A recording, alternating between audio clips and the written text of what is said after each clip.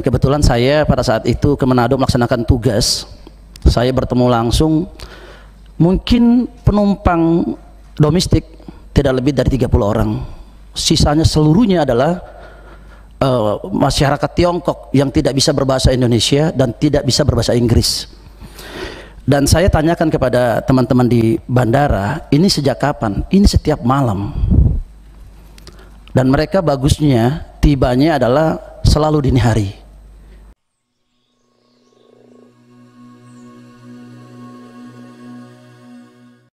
Tentang keimigrasian, pengawasan keimigrasian terhadap orang asing mengacu kepada ketentuan perundang-undangan, ya. Ini sering juga mendapat pemberitaan-pemberitaan di media, ya. Kita tetap mengacu kepada, khusus dalam 1 tahun lebih terakhir ini, mengedepankan kerjasama untuk penanganan baik orang asing maupun warga negara WNI yang masuk ke Indonesia maupun yang keluar, tentunya mengedepankan prokes, protokol kesehatan. Pemberian izin masuk mengacu kebijakan Satgas Covid sesuai edaran nomor 8 tahun 2021 dan Permenkumham nomor 26.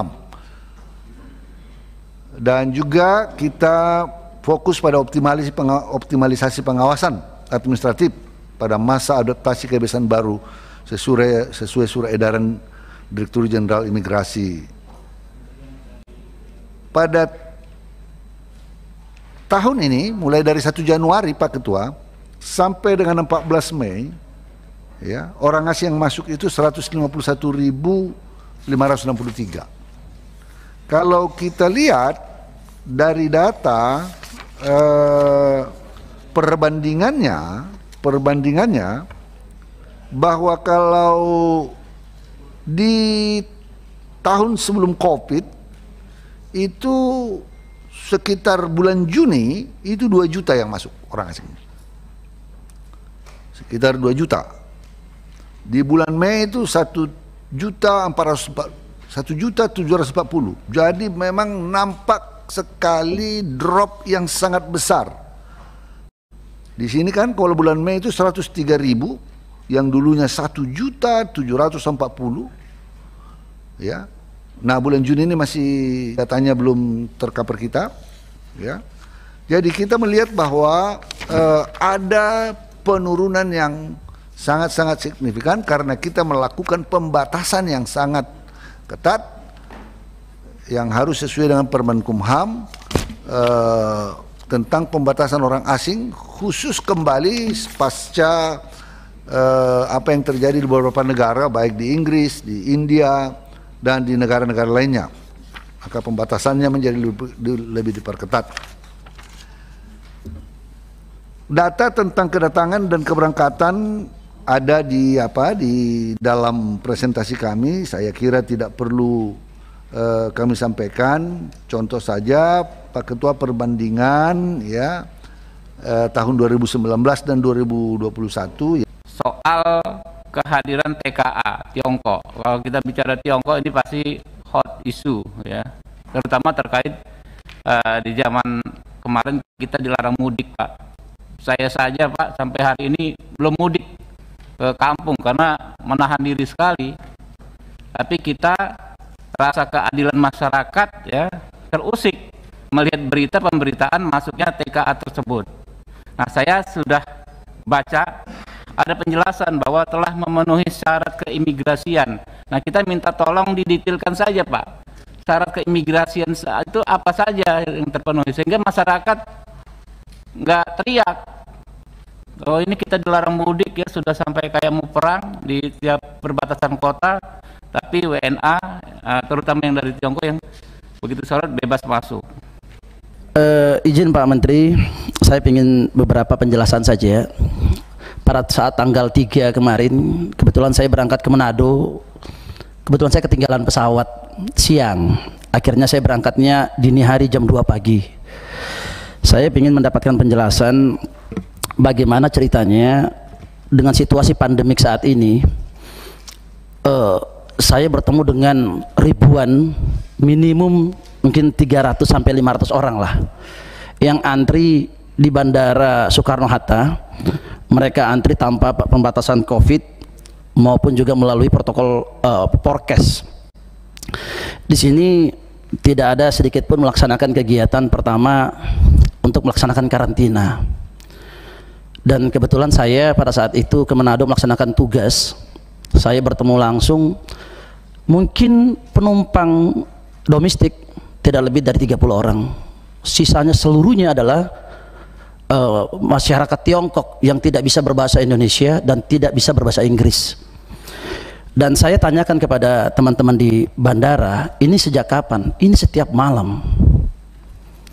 Dan mereka bagusnya tibanya adalah selalu dini hari, di saat-saat kita sudah hampir tidak ada penerbangan lagi. Saya perlu menyampaikan ini karena saya peduli bagaimana situasi dan kondisi COVID saat ini yang kita gaung-gaungkan bersama-sama, pembatasan, bahkan masyarakat Indonesia ini dilarang untuk mudik, sementara mereka di sini bebas masuk. Ada beberapa yang saya ingin tanyakan Pak Menteri. Ada satu, bagaimana ini pihak imigrasi di kementerian ini bisa menjelaskan hal ini bisa terjadi, dan ini setiap malam. Nah, boleh silakan nanti dikunjungin Bandara Soekarno-Hatta. Mereka harusnya melaksanakan karantina dulu, baru mereka melaksanakan penerbangan berikutnya. Mereka baru tiba dari Tiongkok langsung melaksanakan perjalanan ke Manado. Nah, ini kalau mereka langsung directly dari Tiongkok langsung ke Manado atau directly langsung ke Kendari atau Morowali, mungkin saya no problem. Nanti di sana bisa melaksanakan karantina. Tetapi ini tiba dari Tiongkok langsung Jakarta tidak melaksanakan protokol COVID, langsung directly. Kita bertemu langsung dengan mereka, sementara kita setiap jalan wajib dilaksanakan antigen, PCR. Mereka tidak ada lagi melaksanakan kegiatan-kegiatan ini. Nah, ini cukup berbahaya Pak Menteri. Yang kedua, ini yang membuat warga negara ini bisa masuk ini di tengah-tengah situasi pandemik, pembatasan arus keluar masuk di Indonesia, ini fasilitasnya, ini fasilitas apa yang diberikan ini sehingga bisa memastikan kesehatan bukan hanya para turis tetapi juga warga kita, karena kita satu pesawat. Selama ini saya tanyakan mereka, terkadang mereka charter langsung pesawat, tetapi ini mereka menggunakan pesawat komersil bersama-sama dengan kita semua. Permintaan banyak dari masyarakat untuk menjawab secara terbuka terkait dengan banyaknya tenaga kerja asing khususnya dari Cina yang berbondong-bondong masuk di malam hari itu ke Indonesia. Nah, itu banyak sekali protes baik melalui media sosial, cetak dan lain sebagainya. Mungkin bidang infokom ya, infokomunikasinya imigrasi itu menjelaskan biar masyarakat tahu sebenarnya mereka ini sebagai apa, kemudian masuknya sudah benar apa tidak. Orang asing yang kita masukkan itu Pak, memang boleh kita katakan harus memenuhi ketentuan ya. Dia harus ada rekomendasi dari, jadi kalau satu bekerja pada industri strategis nasional, visanya itu harus mendapat rekomendasi apakah dari BKPM, apakah dari kementerian lain. Orang-orang yang bisa masuk dokter-dokter, diplomat dan yang lain-lain. Tadi dikatakan langsung ke itu tidak boleh Pak. Harus kalau kecuali charter langsung ke satu pesawat, misalnya langsung ke Manado, dan harus kalau dia tidak boleh transit harus protokol COVID. Harus karantina, itu ketentuan yang harus dilalui. Jadi kalaupun barangkali mereka datang melalui bandara sudah 5 hari dan masuk kembali ke transit yang lain. Itu yang mengenai orang asing. Dan data yang kami menunjukkan bahwa memang kalau kita bandingkan dengan sebelumnya, misalnya bulan yang sama 2 juta pada 2019, sekarang menjadi 150.000, itu memang jomplang banget, sangat jauh turunnya ya. Dan itu ada dari warga negara Belanda, Amerika, Jepang, Korea Selatan ya, dan bermacam-macam. Ada data-data kita yang seperti yang tertera di dalam kami akan terus mengevaluasi bersama, tentunya tidak hanya dengan Kementerian Hukum dan HAM.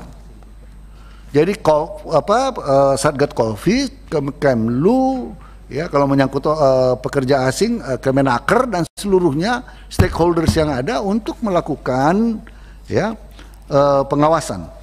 Juni ke Bandara Samratulangi itu ada charter 828 dan ini sesuai dengan visa yang direkomendasikan juga kementerian terkait yang berwenang untuk itu. Kedua, Komisi 3 DPR RI mendesak Menteri Hukum dan HAM Republik Indonesia untuk melakukan pengawasan secara lebih ketat terhadap izin tinggal dan pergerakan orang asing di Indonesia agar membantu pemerintah dalam mencegah penyebaran COVID-19 dan potensi permasalahan sosial di masyarakat.